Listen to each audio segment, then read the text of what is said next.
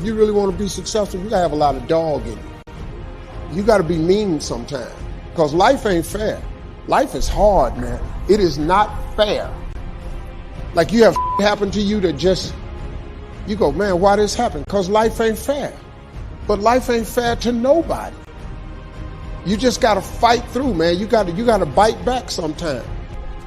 If you give up, you know exactly what's gonna happen. Nothing. But if you can just manage to wake up tomorrow and just see what tomorrow brings. If it don't bring what you want tomorrow, if you can wake up one more day and see what tomorrow brings. That it's necessary for us to begin to look at the future and know that it's possible that we can have our dream. Yes, it is. Other people have done it, then we can do it. We fail a lot of times. Well, a lot of other folks failed, and eventually they came back and they succeeded. So it's possible we can have what we want. And we know that we want to get it. It's necessary that we align ourselves with people that think like we do. It's necessary we get negative, do-nothing people out of our lives. It's necessary we never stop learning and growing and developing ourselves. It's necessary that we never give up. We know that it's you, it's me. It's being responsible for our stuff and deciding that we're going to keep on keeping on, that we're going to find a way to win or find a way to make it happen. And we know it's hard. It's not going to be a picnic. Yes, it's hard, and we will do it hard. And once we do it hard and we go through it, we realize it was worth it. And once you discover it was worth it, it is done. Not being successful hard and trying to get successful and hard. If you're trying to get successful and it's hard, at least there's some payout. There's a payoff. If you hang in there, there's payoff. When you're not successful, it's hard. It's hard not having money. It's hard never knowing how to come up with your mortgage and your bond and your rent and your let. It's hard not knowing that. How you going to feed your children? How you going to pay your bills? It's hard, ain't it? So if it's hard that way and it's hard being successful, I might as well deal with how hard it is to be successful, because at least one day there could be a payout.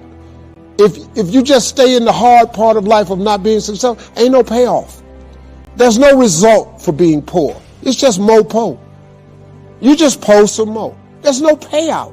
When things go wrong, they always seem to happen at once, and they just compound on top of each other. And it's pretty easy sometimes to feel beaten when you're faced with all those issues and all those problems, and they all hit you at the same time. But let me tell you, that doesn't mean give up. In fact, it means the opposite. It means it's time for you to fight harder, to dig in. It means it's time for you to go on the warpath. Learn how to handle the winters. They come right after fall with regularity. Some are long, some are short. Some are difficult, some are easy. But they always come right after fall. Remember, it isn't going to change. Now, there are all kinds of winters, right? The winter when you can't figure it out. The winter when it all goes smash. Wintertime, we call it the winters of your life. One writer called it the winter of discontent. The winter when it turns upside down, when it all goes wrong. There are economic winters, social winters, personal winters, when your heart is smashed into 1,000 pieces. Wintertime, disappointments. Disappointment is common to us all. So learn how to handle the winters. You must learn how to handle the nights. They come right after days. You must learn how to handle difficulty. It always comes after opportunity. You must learn to handle recessions. They come right after expansions. It isn't going to change. You deserve to see what your life would look like if you gave 120%. Are you hearing what I'm telling you, baby? Listen to me very closely, right? You got to get this. You deserve, right? You've been living 70%, 80%. We've been talking about it. and you're looking at the results, the outcome, right? You reap what you sow. You're looking at the outcome of somebody giving 70%. Like everything you have, everything you are, everything you're doing, like it's 78. And what I need you to do is I need you to look at yourself in the mirror and say, come on, quit, stop playing.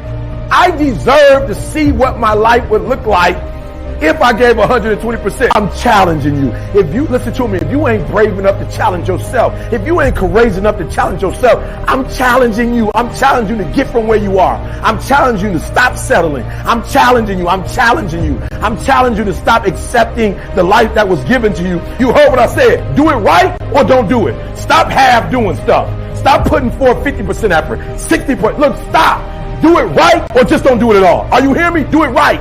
No excuses. I don't want to hear good excuses, good reasons, what happened, why you couldn't do it. I don't want to hear. Everybody got an excuse. I don't want to hear. I don't want to hear anything about this happening. The weather wasn't right, and get the finances, and this didn't come through when it was supposed to. Well, that person didn't. No. Is it hard? Yes. Let's look at what we've been doing.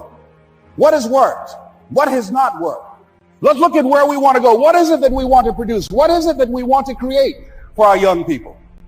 And as we think about that, start experimenting with different methods and techniques to create and to produce that. And begin to believe that it's possible through our commitment, through our vision, through our determination, our relentlessness. Because of our belief, it's possible that we can reduce the teenage homicide rate, the teenage pregnancy rate, the dropout rate. That it's possible, looking at what kind of world are they going to be in. As we look at the global economy, that as we begin to use our collective will and genius and resources, it's possible that we can create an educational system that not only will test their minds with information and facts and figures, but will teach them how to think and be creative. And what does it mean to be a human being and to value human life? And how do you make relationships work? How do you bounce back from adversity? It's possible that we can give them a curriculum that will give their lives a sense of purpose and direction and meaning, and teach them how to begin to know and operate on a higher level of being, where they become assets to our society rather than liabilities. What if we leave here with that kind of consciousness that it's possible, as opposed to saying we have to write this generation off, that it's possible that we were born for such a time as this and that, that maybe someone here has the idea or the method or some plan of action or an approach that can resolve many of the problems that we're facing with young people today. Whatever we have to do to save our children, it's worth it.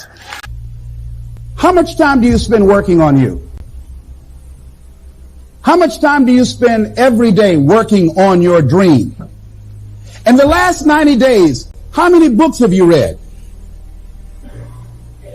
In the last year, what new skill or knowledge have you acquired? What kind of investment have you made in you? So I'm saying that as you begin to look at where you want to go, if you want to make it today, and things are changing so fast you have to literally run to stand still, I'm saying that you've got to make some conscious effort to begin to work to develop you. Here's something else. I'm asking you to be in charge. Be in charge of your own mind. Be in charge of your own destiny. Do battle with your enemy in the summertime. And I want you to take on that serious tone. You've got some serious products that answer a serious need out there in the marketplace. And I'm asking you to take it serious. Take your own future serious. What you can do for your family, take it serious. So the big question is, what do you do about the winters? Well, you can't get rid of January simply by tearing it off the calendar. But here's what you can do. You can get stronger, you can get wiser, and you can get better. Make a note of that trio of words: stronger, wiser, better. See, the winters won't change, but you can. Before I understood this, when it was winter, I used to wish it was summer. I didn't understand. When it was difficult, I used to wish it was easy. I didn't know. Then Mr. Shoaff gave me the answer from a part of his very unique philosophy when he said, "Don't wish it was easier, wish you were better."